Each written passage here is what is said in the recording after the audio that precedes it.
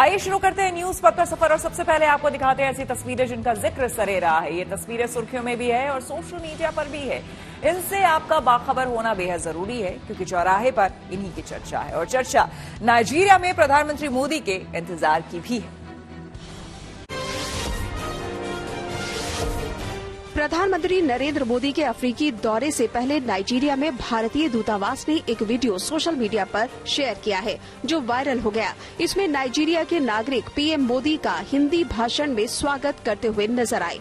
इनके हाथों में तिरंगा भी था। ऐसे में पीएम ने भी नाइजीरिया के इन नागरिकों का शुक्रिया अदा किया और सोशल मीडिया पर लिखा कि नाइजीरिया के हिंदी प्रेमियों ने जिस प्रकार दौरे को लेकर उत्साह दिखाया है वो हृदय को छू गया है।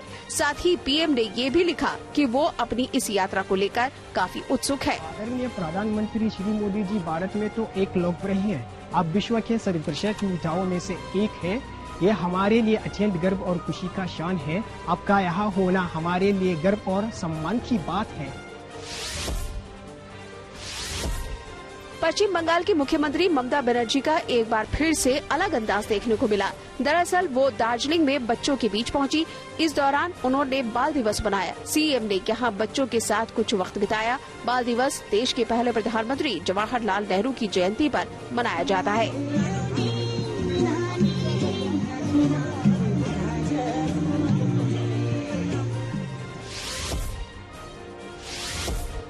उत्तराखंड के बद्रीनाथ धाम में पंच पूजा के दूसरे दिन आदि केदारेश्वर के कपाट बंद हो गए। दोपहर में इसके लिए सभी रस्में निभाई गयी। इस दौरान श्री आदि केदारेश्वर जी को पके चावल का भोग अन्नकूट चढ़ाया गया। इसके बाद केदारेश्वर मंदिर के पुजारियों ने पहले श्री आदि केदारेश्वर मंदिर के कपाट बंद किए तो फिर 2:15 बजे आदि गुरु शंकराचार्य मंदिर के भी कपाट बंद कर दिए गए। बद्रीनाथ धाम में सबसे आखिर में 17 नवंबर को भगवान बद्री विशाल के कपाट शीतकाल के लिए बंद हो जाएंगे। प्रथम दिन 13 तारीख को श्री गणेश जी के मंगल कपाट बंद हुए।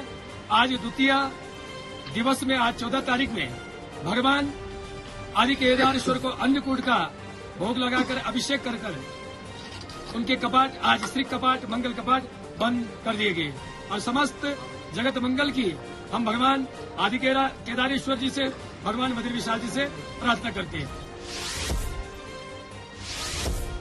गुरु नानक देव जी की जयंती से एक दिन पहले सुप्रीम कोर्ट में एक खास कार्यक्रम हुआ। इस दौरान सुप्रीम कोर्ट की कैंटीन में लंगर लगाया गया जिसमें मुख्य न्यायाधीश जस्टिस संजीव खन्ना अपने दूसरे साथी जजों के साथ शामिल हुए। इस लंगर का आयोजन वकीलों की ओर से किया गया था।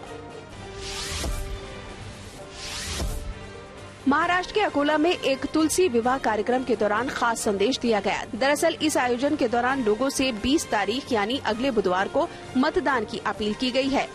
राज्य में इसी दिन विधानसभा चुनाव के लिए मतदान होगा। लिहाजा इस परिवार ने तुलसी विवाह में शामिल हुए बारातियों से वोटिंग का वचन मांगा। यहाँ तुलसी विवाह के साथ साथ मतदान पर भी रंगोली बनाई गयी।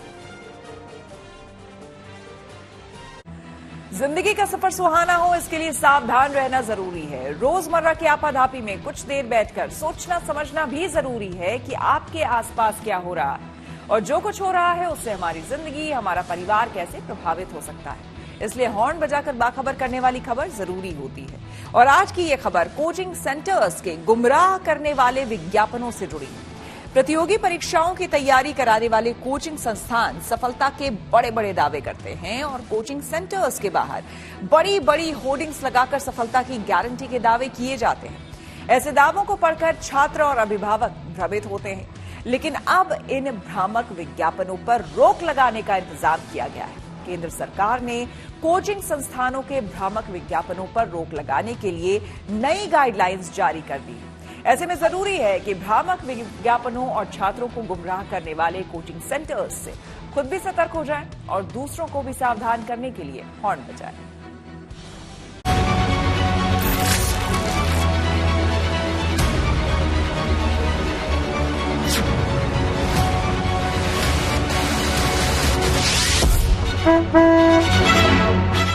देश के हजारों बच्चे अक्सर छोटे बड़े शहरों में सड़क किनारे लगे पड़े कोचिंग सेंटर्स के फोटो और फोटो पर चमकते चेहरों को देखकर सपना बुनते हैं कि वो भी कलेक्टर, डॉक्टर, इंजीनियर बन सकते हैं। लेकिन उन सपनों को पूरा करने के लिए उन्हें इन कोचिंग सेंटरों का दरवाजा खटखटाना होता है।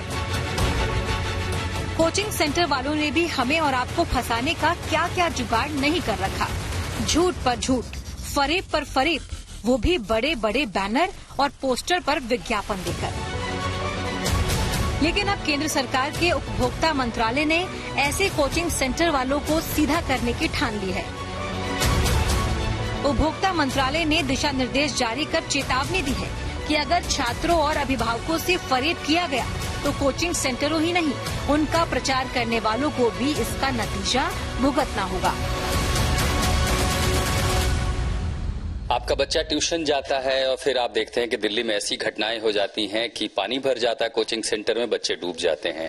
एडवर्टीजमेंट देखते हैं कि यहाँ के बच्चे कलेक्टर बन गए, आईपीएस अफसर बन गए और बच्चे वहां ट्यूशन में जाते हैं और जब आप वहां जाते हैं तो हाथ में लगती है निराशा। साल भर पढ़ाई के बाद पता चलता है कि ऐसा कुछ है नहीं। तो अब तक उन पर कार्रवाई तो हो रही थी, लेकिन मेरे हाथ में जो है वो है prevention of misleading advertisement guidelines, और अब ये सरकार ने जारी किया है।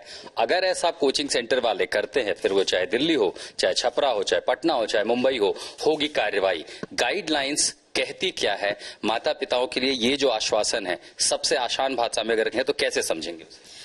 मैं सिर्फ इतना ही कहना चाहूंगी कि जो मिसलीड करके एडवर्टीजमेंट्स डाले जाते हैं, जहां पर कोई भी जब प्रतियोगी परीक्षा का रिजल्ट आता है तो एक होड़ मच जाती है सभी कोचिंग सेंटर्स के बारे में कि ऑल इंडिया रैंक नंबर 1 या नंबर 2 या इतने प्रतिशत लोग उसके यहाँ सिलेक्शन हुए।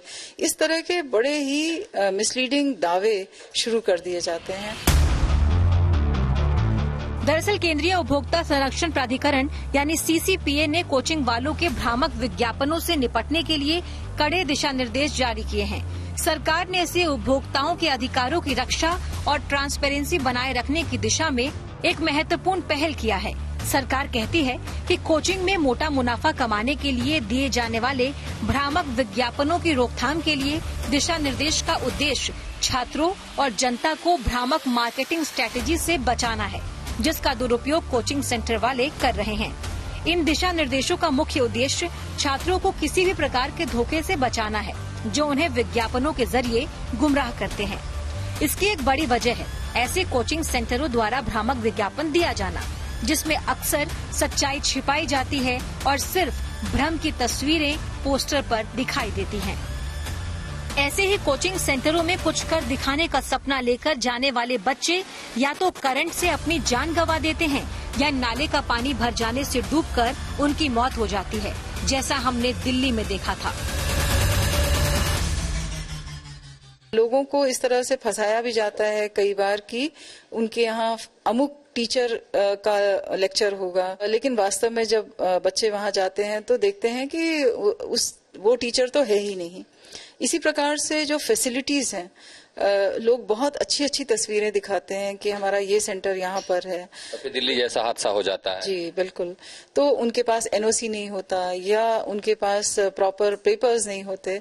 तो इन सभी चीजों को ध्यान में रखते हुए ये सोचा गया कि किस प्रकार से जो मिसलीडिंग एडवर्टीजमेंट्स के माध्यम से एक बहुत बड़ी जनसंख्या में एक दावा किया जा रहा है कि बिना उनकी कोचिंग में दाखिला लिए हुए वो तो इस तरह की कठिन परीक्षाओं को निकाल ही नहीं सकते।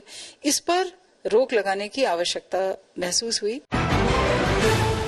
इस दिशा निर्देश की तैयारी के लिए एक समिति का गठन किया गया था, जिसमें केंद्रीय उपभोक्ता संरक्षण प्राधिकरण, कार्मिक एवं प्रशिक्षण विभाग, शिक्षा मंत्रालय, लाल बहादुर शास्त्री राष्ट्रीय प्रशासन अकादमी, राष्ट्रीय विधि विश्वविद्यालय दिल्ली, लॉ फर्म और उद्योग संगठनों के प्रतिनिधि शामिल थे। समिति ने फैसला लिया है कि कोचिंग सेंटरों की ओर से जारी किए जाने वाले विज्ञापनों में कोई भी ऐसा दावा नहीं होना चाहिए जिससे छात्र गुमराह हो। अब इन दिशा निर्देशों का पालन सभी कोचिंग सेंटरों के लिए अनिवार्य होगा। अगर कोई भी कोचिंग सेंटर इन दिशा निर्देशों का उल्लंघन करता है तो उसके खिलाफ उपभोक्ता संरक्षण अधिनियम 2019 के प्रावधानों के तहत कार्रवाई की जाएगी। जहां हम लोगों ने एक तरफ तमाम ऐसे नकली दावों के ऊपर कार्रवाई की है, पेनल्टी लगाई है। वहीं ये महसूस किया गया कि एक गाइडलाइंस भी निकालने की आवश्यकता है, क्योंकि देश में बड़े बड़े जो शहर हैं उसके साथ साथ कस्बों में, छोटी जगहों पर भी बहुत एक बड़ा तंत्र कोचिंग इंस्टीट्यूट के माध्यम से काम कर रहा है। और वो इन छोटे शहरों से लोग बच्चे अपने माँ बाप अपने बच्चों को भेजते हैं IAS IPS बनने का सपना लेकर के तो आते हैं। अब ऐसा ना हो कि अगर एडवर्टीजमेंट बंद हो जाए तो उनका सपना टूट जाए, पढ़ने कहाँ जाएंगे? कैसे जाने कौन सा कोचिंग सेंटर, उन्हें क्या मिल रहा है जो सपना वो लेकर के आ रहे हैं? तो पहली चीज ये है कि अगर वो किसी भी तरह का दावा करते हैं तो उन्हें उसके बारे में पूरी जानकारी देनी चाहिए कि इस बच्चे ने जो सक्सेसफुल हुआ है ये वास्तव में कब उनके इंस्टीट्यूट में उसने दाखिला लिया था, कौन सा कोर्स लिया था, क्या वो फ्री था या पेड था।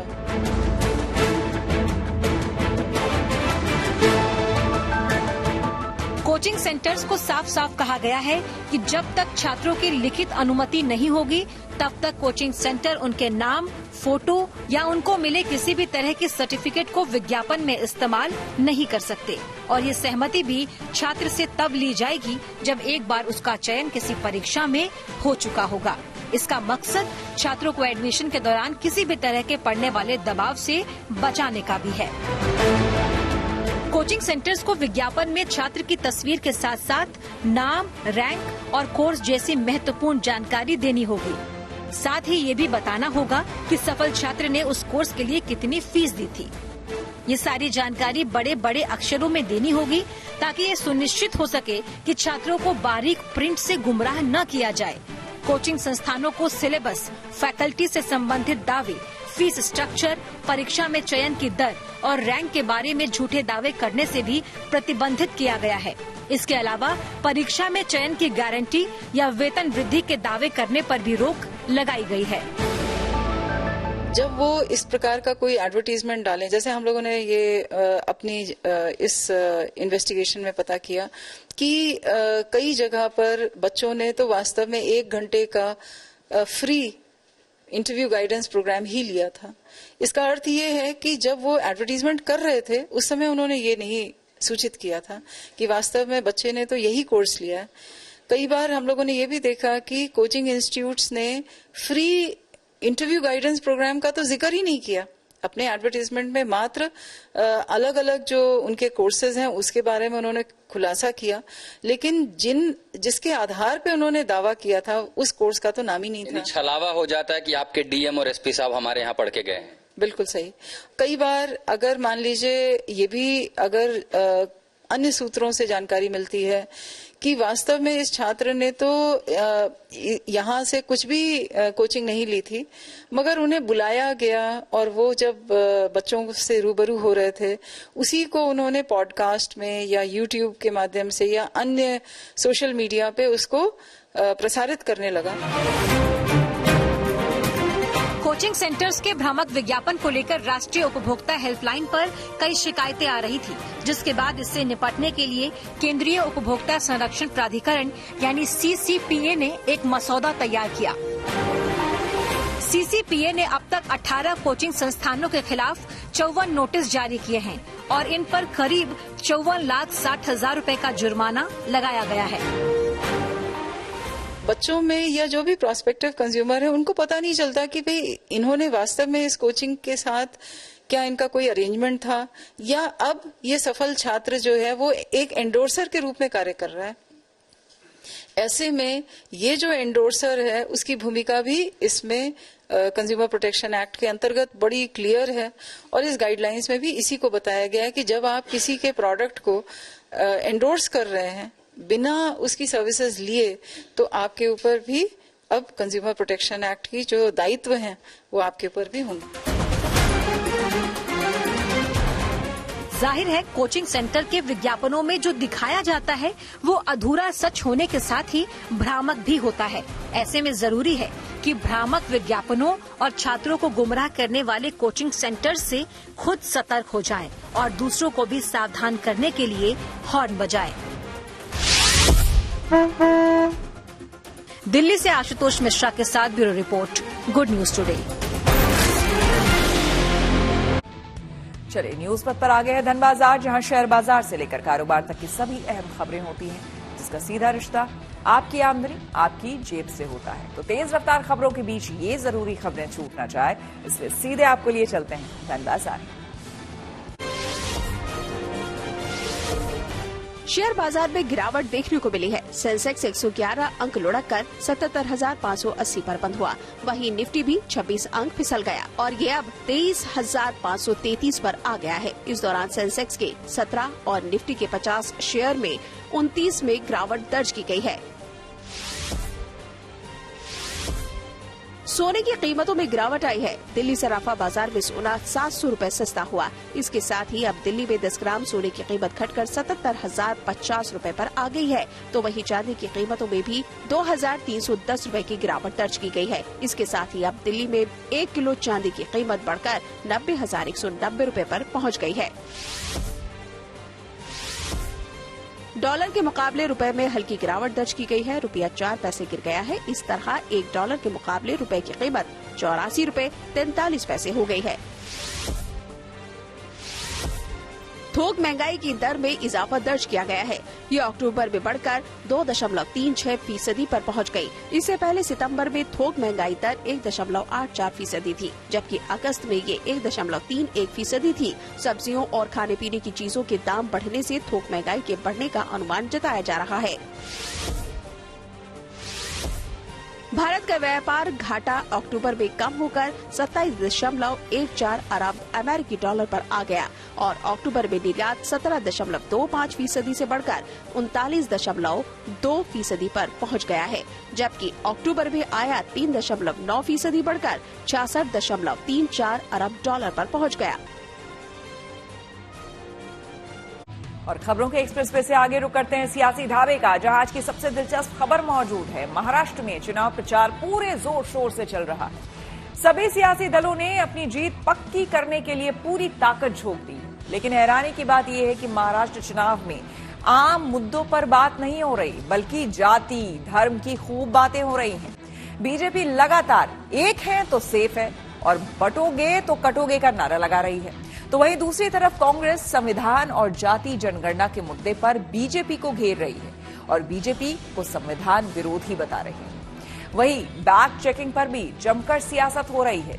इस बीच चुनाव आयोग के अधिकारियों ने आज कांग्रेस अध्यक्ष मल्लिकार्जुन खड़गे, शिवसेना यूवीटी प्रमुख उद्धव ठाकरे और गोवा के मुख्यमंत्री प्रमोद सावंत के बैगों की तलाशी ली।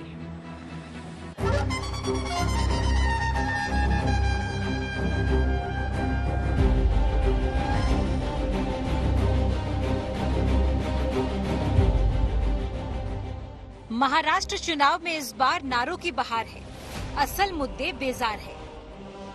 सारी लड़ाई वोट बटोरू लाइनों के आसपास हो रही है। चुनाव की तारीखें नजदीक आ रही हैं, तेवर तल्ख होते जा रहे हैं और पारा हाई हो रहा है। प्रधानमंत्री मोदी छत्रपति संभाजी नगर में चुनावी रैली में थे। वहां उन्होंने कहा कि विपक्ष आपस में ही कुर्सी के लिए लड़ रहा है। वोटों की फसल काटने के लिए जनता को जाति में बांटने की खेती हो रही है। हमें महाराष्ट्र में एक मजबूत और निर्णायक सरकार की जरूरत है। कुर्सी के लिए आपस में लड़ने वाले अघाड़ी के लोग महाराष्ट्र के हित में कभी काम नहीं कर सकते। इसलिए मेरा आग्रह है, ज्यादा से ज्यादा संख्या में महायुति उम्मीदवारों के पक्ष में वोट करें।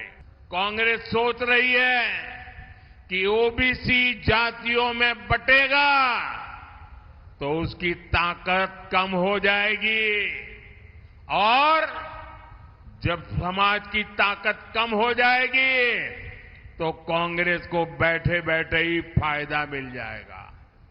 यही से कांग्रेस के लिए सत्ता में वापसी क्या मौके की तलाश चल रही है और जैसे ही कांग्रेस को सरकार में आने का मौका मिला तो वो एससी, एसटी, ओबीसी का आरक्षण रोक देंगे। इसलिए एससी, एसटी, ओबीसी को इन साजिशों का शिकार नहीं होना है। महाराष्ट्र में प्रचार के 4 दिन और बचे हैं। इन 4 दिनों में सबकी कोशिश है कि ज्यादा से ज्यादा फेंसिटर को अपने पाले में खींचा जाए। बीजेपी को एक है तो सेफ है के नारे पर भरोसा है, तो कांग्रेस संविधान और जाति जनगणना के हथियार को धार दे रही है। प्रधानमंत्री जी के लिए ये संविधान खाली है। वो कहते हैं कि लाल रंग का संविधान राहुल गांधी दिखाता है। देखिए इस पर क्या रंग है, नीला है, लाल है, हमें कोई फर्क नहीं पड़ता। इसके अंदर जो लिखा है उसकी हम रक्षा करते हैं, उसके लिए हम जान देने को तैयार हैं। इस बीच सामना में शिवसेना यूबीटी ने मौजूदा सरकार को घेरने की कोशिश की। कहा कि बटेंगे तो कटेंगे जैसे नारे अपनी असफलता को छुपाने के लिए दिए जा रहे हैं। सामना में लिखा कि बीजेपी ने महंगाई की बजाय चुनाव में हिंदू, मुस्लिम, निजाम, औरंगजेब, बटेंगे तो कटेंगे, एक रहो सेफ रहो जैसे सांप्रदायिक कटुता पैदा करने वाले नारे और उन्मादी विषय लाकर प्रचार का स्तर गिरा दिया है। सत्ताधारी दल के जो नेता प्रचार के लिए गांव या दरवाजे पर आते हैं, मतदाताओं को चाहिए कि वो उन्हें फटकार लगाते हुए जवाब तलब करें। हिंदू मुसलमान को छोड़िए, उसे हम संभाल ही लेंगे, पहले ये बताओ कि तुम महंगाई कब कम करोगे। देखिए हमारी सरकार ने विशेष रूप से मोदी जी ने शुरुआती से एक नारा दिया, एक ब्रीदवाक्य दिया पार्टी को कि सबका साथ होना चाहिए, सबका प्रयास होना चाहिए, सबका विश्वास और सबका विकास होना चाहिए। किसी भी वर्ग का तुष्टीकरण नहीं होना चाहिए, न्याय सबको मिलना चाहिए। कांग्रेस की सरकार यही करती थी, एक वर्ग का तुष्टीकरण है, दूसरे को बड़ा अन्याय होता था। इस देश के अंदर अल्पसंख्यकों को ज्यादा अधिकार हैं, बहुसंख्यकों को कम है।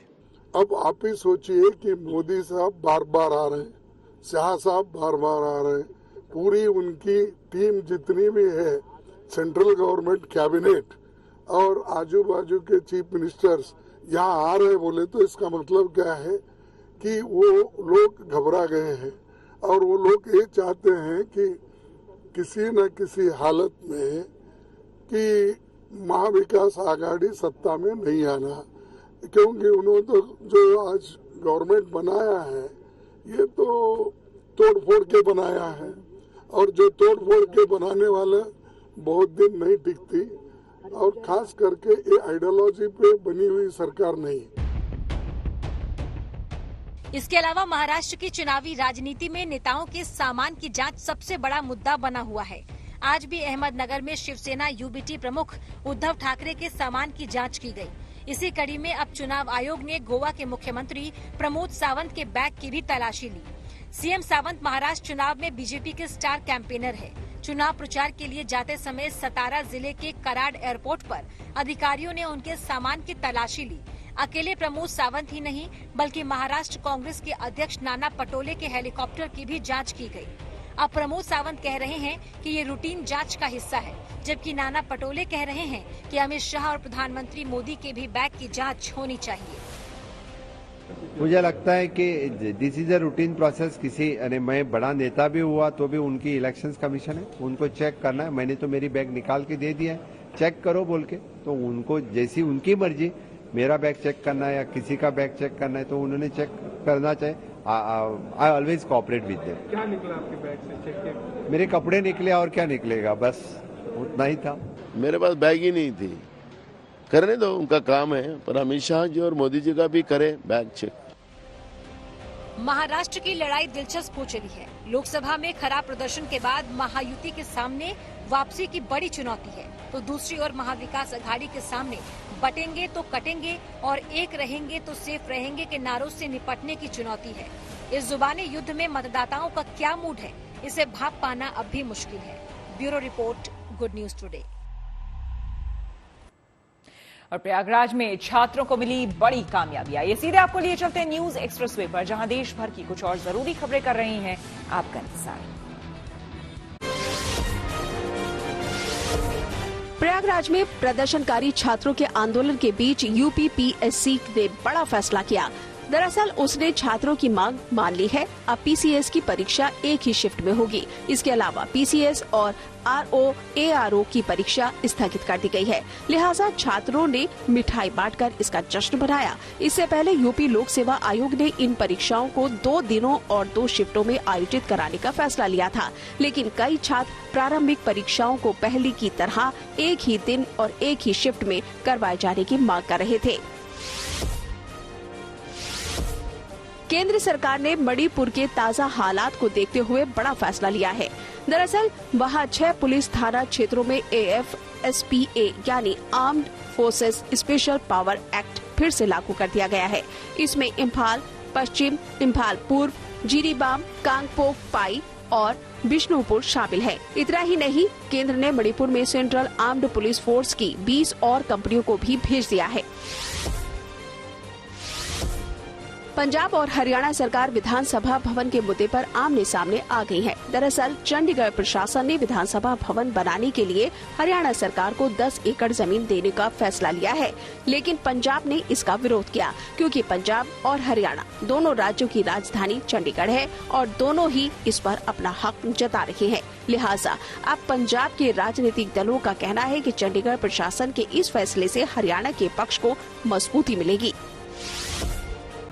न्यूज पथ के सफर में अब सोशल अड्डा का रुख करते हैं, जहां आज बात होगी विवाह से जुड़े एक अहम मुद्दे की। शादी विवाह के सीजन में लड़के लड़कियों की शादी की उम्र को लेकर संसद की एक स्थायी समिति एक बड़ा फैसला कर सकती है। संसद की स्थायी समिति 22 नवंबर को शादी की उम्र के मुद्दे पर एक अहम बैठक करेगी। इस बैठक में शादी के लिए लड़के और लड़की की उम्र में समानता लाने पर विचार किया जाएगा। दरअसल ये मुद्दा 17वीं लोकसभा का कार्यकाल खत्म होने के साथ ही अधूरा छूट गया था, लेकिन अब कांग्रेस के वरिष्ठ सांसद दिग्विजय सिंह की अगुवाई वाली शिक्षा, महिला, बच्चे, युवा और खेल संबंधी संसदीय स्थायी समिति पर इस मंथन करेगी। जानकारी के मुताबिक बैठक में विवाह की उम्र में प्रस्तावित बदलावों और महिलाओं संबंधी दूसरे विधेयक पर चर्चा होगी। महिला और बाल विकास मंत्रालय के सचिव, national coalition advocating for adolescent concerns और यंग वॉइसेस कैंपेन के प्रतिनिधि इस बैठक में शामिल होंगे। पहली बार दिसंबर 2021 में बाल विवाह निषेध संशोधन विधेयक 2021 लोकसभा में पेश किया गया था, जिसे बाद में स्थायी समिति के पास भेज दिया गया था। समिति का कई बार विस्तार हुआ, लेकिन 17वीं लोकसभा के भंग होने के साथ ही ये विधेयक भी समाप्त हो गया। बाल विवाह निषेध संशोधन विधेयक 2021 का उद्देश्य बाल विवाह निषेध अधिनियम 2006 में संशोधन करना और लड़कियों की शादी की उम्र न्यूनतम 18 वर्ष से बढ़ाकर लड़कों के बराबर 21 वर्ष करना है। 2006 के अधिनियम में कहा गया है कि न्यूनतम आयु से पहले विवाहित व्यक्ति 20 साल का होने से पहले विवाह निस्तारीकरण के लिए आवेदन करने का हकदार है। वहीं बाल विवाह निषेध संशोधन विधेयक 2021 में इसे बढ़ाकर 23 वर्ष करने की मांग की गई थी। जाहिर सी बात है, आज के आधुनिक दौर में जब लड़के लड़की में कोई फर्क नहीं किया जाता है और हर जगह लड़कियों को भी समान अवसर मिल रहे हैं, ऐसे में शादी की उम्र को लेकर भी लड़के लड़की में समानता का मुद्दा काफी महत्वपूर्ण हो जाता है। इस मुद्दे पर हमने भी अलग अलग शहरों में अलग अलग लोगों से बात की और उनकी राय जानी। मैच्योर लड़की शादी करेगी तो क्या है कि उसका भविष्य सुरक्षित रहेगा, उसके परिवार का भविष्य सुरक्षित रहेगा, उसके आने वाली पीढ़ी बच्चों का भी भविष्य सुरक्षित रहेगा और उनको एजुकेशन बच्चों को भी देने में बहुत अच्छा रहेगा। लड़की मैच्योर रहेगी तो जो हिंसा है वो भी कम होगा। मैच्योर रहेगी तो हिंसा का जो ग्राफ है वो कम होगा और वो अपने आप को मैच्योर रहेगी तो आगे काम करने में उनको अच्छा रहेगा। बहुत अच्छा विचार है, होनी भी चाहिए, क्योंकि इंडिया में अगर हम बात करें तो मेंटली ये थिंकिंग बहुत सारे पीपल्स की होती है कि 18 में अगर लड़की 18 क्रॉस हो गई तो अभी उसकी शादी कर देना चाहिए। उसके कारण लड़कियों के लिए ज्यादा ये होता है कि 18 की हो गई है, लीगलाइज है, शादी कर देते हैं और ड्रीम्स नहीं पूरे होते हैं, पढ़ाई नहीं अच्छे से हो पाती। तो आई थिंक 21 हो जाएगी तो उनको चांसेस मिल जाएंगे, अपॉर्चुनिटी मिलेगी करियर में इम्प्रूव करने के लिए, बहुत सारी चीजें करने के लिए। हाँ सही है, एक लड़की को सपने पूरे करने के लिए और समय मिल जाएगा और उसके मतलब हौसले बढ़ जाएंगे ना, कि वो अपने सपने और पूरे कर सके, अपने लाइफ में आगे बढ़ सके। फिर शादी के बारे में सोचे तो सही है, अपनी मतलब एज के हिसाब से सही है। अगर बढ़ रही है तो शादी के लिए घर वाले भी फोर्स नहीं करेंगे। ये होना चाहिए क्योंकि अगर सोसाइटी को डेवलप होना है तो फिर जिस तरीके से मतलब वुमेन एम्पावरमेंट भी बहुत ज़रूरी होता है, पर जो फैमिलीज होती है इंडिया में जनरली वो लड़कियों को बस 18 उम्र तक पढ़ा के फिर बस शादी करके ख़त्म करना है वैसे वाले माइंडसेट के साथ आते हैं। तो अगर उससे आगे बढ़ना है तो फिर उसके लिए ये एक बहुत ज़रूरी स्टेप है। ये जो नया अभी सोच आई है वो अच्छा है, लेकिन मुझे नहीं लगता कि उसको एक पर्टिकुलर एज तक सीमित कर देना चाहिए। वो एक लड़की के ऊपर होना चाहिए कि उसको कब शादी करनी है या कब नहीं करनी चाहिए। ऐसे पर्टिकुलर एक एज लिमिट सेट नहीं करनी चाहिए कि 21 साल में करनी ही करनी है या उसके बाद ही करनी है। वो एक औरत का डिसीजन होना चाहिए। मेरे हिसाब से तो ये सही है, बट ये इम्प्लीमेंट होना चाहिए लोगों में, क्योंकि आजकल आप देखते हो 18 भी उम्र रखी गई है, बट बहुत सारी जगह ऐसी बाल विवाह और ये सब चीजें हो रही हैं। वुमेन्स को अपना डिसीजन नहीं लेने दिया जा रहा है। तो अगर आप ये चीजें रखते भी हो तो इसको आप हर जगह देखो कि हाँ ये सही तरीके से इम्प्लीमेंट हो रहा है कि नहीं हो रहा है। और अगर आपको डेवलपमेंट चाहिए अपनी कंट्री का तो पहले इस चीज को रोको, क्योंकि जब तक ये नहीं रुकेगी, अगर आप इम्प्लीमेंट कर भी दोगे और अगर नहीं रुक रही है तो कोई फायदा नहीं है इन चीजों का। तो मेरे हिसाब से तो ये सही है। अभी के जनरेशन में देखा जाए तो लड़की को खुद मतलब डिपेंडेंट होना चाहिए, किसी के ऊपर ये नहीं करना चाहिए कि वो मतलब रह पाएगी कि नहीं। और 21 तो अभी सही है, लेकिन अभी क्या होता है देखिए, बहुत सारा मतलब अभी मेनली सोसाइटी में बहुत कोई फैमिली फोर्स करता है कि शादी दे देते हैं, लड़की एक तरफ से बोझ है, लेकिन अभी के जनरेशन में नहीं देना चाहिए। कम से कम 24 से 25 तो उम्र होनी ही चाहिए, जिससे मतलब अभी जैसे शिक्षा के क्षेत्र में लड़कियां आगे बढ़ रही हैं उसी प्रकार उन्हें अभी और मतलब सजग और होना चाहिए। जिस तरह से दिन ब दिन देख रहे हैं कि घटनाएं घटित हो रही है, चाहे हमें आम जीवन जीने में जितनी संघर्ष करनी पड़ रही है उसके अनुसार तो 24 से 25 तो होनी ही चाहिए, जिससे और उच्च शिक्षा प्राप्त कर सके और अपने लक्ष्य को प्राप्त कर सके। वैसे तो 18 से सही है केस, लेकिन मेरा अगर पर्सनल ओपिनियन लिया जाए तो कम से कम 24 होनी चाहिए लड़कियों की शादी की उम्र। आइए अब रुक करते हैं प्रगति मार्ग का, जहां ऐसी खबरें हैं जो कि देश की तरक्की, प्रगति और लोगों की काबिलियत दिखाती है। प्रधानमंत्री नरेंद्र मोदी ने फरवरी 2024 में पीएम सूर्य घर बिजली योजना को लॉन्च किया था। इसका खास मकसद गरीब और मध्यम वर्गीय परिवारों को बिजली बिल से मुक्त करना है। ये योजना किस तरह से चल रही है और लोग इसे किस रूप में ले रहे हैं, इस रिपोर्ट के जरिए जानिए। Reality check.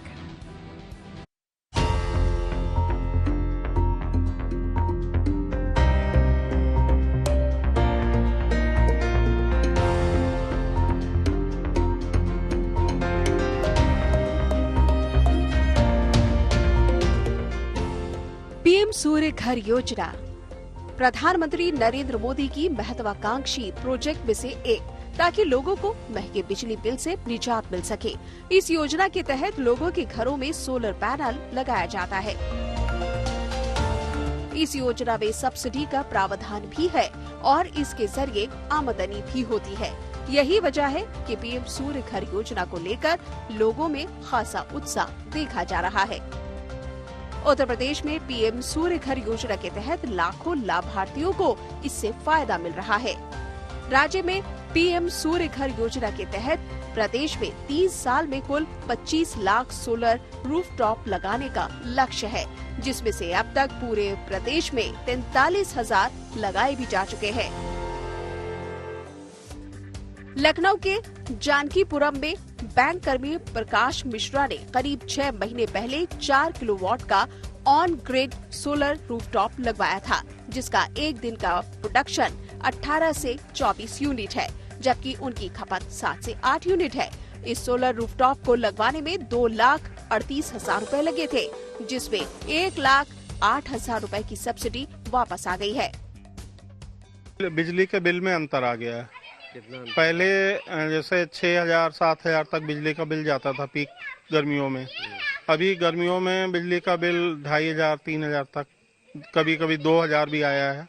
1,900 रुपए 2,100 रुपए इस टाइप का आया है। हम लोगों का जब लगा था उसके तुरंत बाद चुनाव आचार संहिता लग गई थी, तो आचार संहिता समाप्त होने के तुरंत बाद हम लोगों की सब्सिडी आ गई। यानी सब्सिडी भी मिली और बिल भी कम हो गया।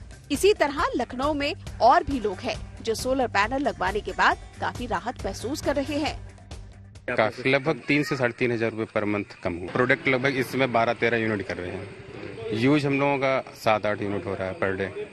जो 5 यूनिट 4 यूनिट एक्स्ट्रा हो रहा है तो वो हमको गर्मियों में प्रॉफिट और देगी। आगे 2025 में हो सकता है कि गर्मियों के बिजली का जो बिल आता था और कम हो जाए, क्योंकि ये जो पीछे हमारा स्टोरेज है ये उसमें दिखेगा। लोगों की मानी जाए तो पीएम सूर्य घर योजना के तहत सोलर पैनल लगवाने में उन्हें किसी तरह की कोई परेशानी का सामना नहीं करना पड़ रहा है। सोलर पैनल लगवाने वाली एजेंसी सारी फॉर्मेलिटीज कर इसे लगवा देते हैं और सब्सिडी के पैसे भी आसानी से उनके खाते में पहुंच जाते हैं। कई युवा ऐसे हैं जिनके लिए पीएम सूर्य घर योजना बेहतर साधन बन चुकी है। वो न सिर्फ सोलर कंपनी चला रहे हैं बल्कि कई लोगों को रोजगार भी दे रहे हैं। इंडस्ट्री अपने सबसे पीक टाइम पे चल रही है। बहुत अच्छा एम्प्लॉयमेंट के हिसाब से, रोजगार के हिसाब से बहुत अच्छा है। समझ लीजिए हमारे यहाँ 40 एम्प्लॉय हो तो 40 फैमिली हो तो हम ही फर्म जैसे रोजगार दे रही है। तो इस क्षेत्र में बहुत स्कोप है अभी, सिर्फ घरेलू नहीं और भी सोलर, जहाँ जहाँ इलेक्ट्रिसिटी है वहाँ सोलर का इस्तेमाल है। तो बहुत बड़ी फील्ड है ये। हमसे एक विश्वास चाहते हैं, विश्वास सर्विस के लेके, विश्वास उनका पैसा कहीं फंसे ना। तो 2 बेसिक नीड कंज्यूमर हमसे करते हैं, बाकी जो हमारे रिगार्डिंग है हमारे प्रॉफिट को, तो कहीं ना कहीं प्रॉफिट तो हो रहा है हम लोगों को। गाजियाबाद में 2 लाख से ज्यादा उपभोक्ताओं तक सूर्य घर योजना पहुंचाए जाने का प्रयास सरकार कर रही है। अभी तक 5000 से ज्यादा उपभोक्ताओं तक इसे पहुंचाया जा चुका है। मैंने 7 किलोवाट का पैनल लगाया है और इससे बिजली का जो उत्पादन होता है वो ग्रिड में जाता है तो हमारा बिजली का बिल नहीं के बराबर आता है। इससे हमें काफ़ी रिलीफ मिला है। समय जो 5000 के करीब मेरे ख्याल से उससे अधिक ही हम लोग कनेक्शंस यहाँ गाजियाबाद में दे चुके हैं। तो 2 किलोवाट में जो करीब टोटल कॉस्ट आती है वो 1,30,000 की आती है, जिसमें से 90,000 जो है टोटल सब्सिडी, जिसमें सेंटर एंड स्टेट दोनों का ही कंट्रीब्यूशन इसमें रहता है।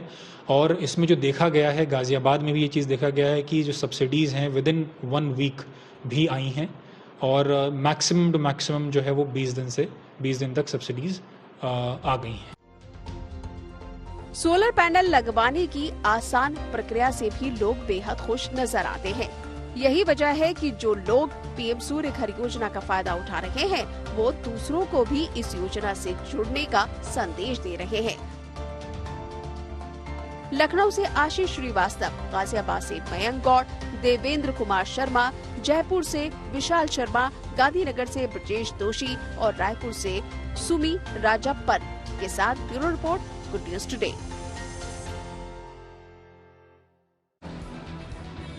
महिला हॉकी टीम की लगातार तीसरी जीत। खेल जगत से जुड़ी ऐसी ही कुछ इंटरेस्टिंग खबरों को जानने के लिए आइए चलें खेल चक्कर। मोहम्मद शमी ने 1 साल बाद क्रिकेट में शानदार वापसी की। उन्होंने इंदौर में एक रणजी मुकाबले की पहली पारी में 4 विकेट झटके। शमी इस मैच में बंगाल की ओर से खेल रहे हैं। उनकी शानदार गेंदबाजी की बदौलत मध्य प्रदेश की टीम पहली पारी में 167 रनों पर ऑल आउट हो गई। शमी के फैंस को लंबे अरसे से मैदान पर वापसी का इंतजार था। वो पिछले साल 2023 में हुए वनडे वर्ल्ड कप के बाद से चोट की वजह से क्रिकेट से बाहर चल रहे थे। इस दौरान उन्हें टखने की सर्जरी भी करवानी पड़ी थी। टीम इंडिया और दक्षिण अफ्रीका के बीच T20 सीरीज का चौथा मुकाबला शुक्रवार को जोहान्सबर्ग में खेला जाएगा। ये मुकाबला शुक्रवार रात 8:30 बजे से होगा। टीम इंडिया 4 मैचों की इस सीरीज में 2-1 से आगे है। ऑस्ट्रेलिया ने पाकिस्तान को पहले T20 मैच में 29 रनों से करारी शिकस्त दी। बारिश के चलते ये मैच 7-7 ओवर का हुआ। इसमें ऑस्ट्रेलिया ने पहले खेलते हुए 7 ओवरों में 93 रन बनाए, जिसके जवाब में पाकिस्तान की टीम निर्धारित 7 ओवरों में महज 64 रन ही बना पाई। इस तरह ऑस्ट्रेलिया ने 3 मैचों की इस सीरीज में 1-0 की बढ़त हासिल कर ली। भारतीय महिला हॉकी टीम ने एशियन चैंपियंस ट्रॉफी में लगातार तीसरी जीत दर्ज की। उसने मुकाबले में थाईलैंड को 13-0 से हराया। मैच में दीपिका ने 5 गोल दागे, जबकि प्रीति दुबे, लालरेम सियामी और मनीषा चौहान ने 2-2 गोल किए। शिखर धवन नेपाल प्रीमियर लीग में खेलते नजर आएंगे। दरअसल उन्हें कर्नाली याक्स फ्रेंचाइजी ने अपने साथ जोड़ा है। धवन हाल ही में अंतर्राष्ट्रीय क्रिकेट से संन्यास का ऐलान कर चुके हैं। उनके अलावा इस लीग में उन्मुक्त चंद और बेन कटिंग जैसे खिलाड़ी भी खेलते दिखेंगे। तो इसी के साथ न्यूज पथ में मेरे यानी कि श्वेता झा के साथ फिलहाल इतना ही। देश दुनिया की तमाम पॉजिटिव खबरों के लिए आप देखते रहिए गुड न्यूज टुडे।